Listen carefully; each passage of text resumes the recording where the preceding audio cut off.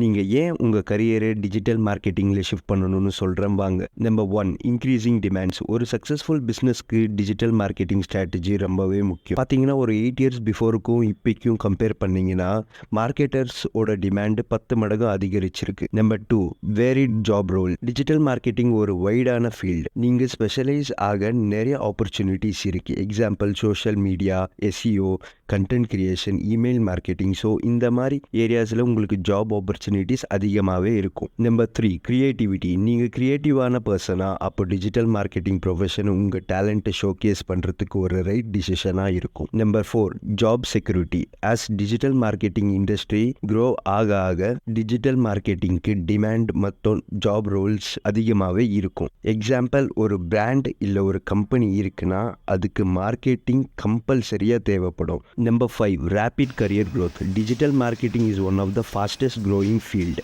Digital marketing இண்டஸ்ட்ரியில் ஒரு entry level ஜாபோட சேலரி பேக்கேஜ் ரொம்ப அதிகமாகவே இருக்கும் வேற இண்டஸ்ட்ரிக்கு கம்பேர் பண்ணால். இந்த மாதிரி டிஜிட்டல் மார்க்கெட்டிங் ரிலேட்டட் அப்டேட்ஸ்க்கு எங்கள் ஃபாக்ஸ் டிஜிட்டல் இன்ஸ்டிடியூட் பேஜை ஃபாலோ பண்ணுங்கள்.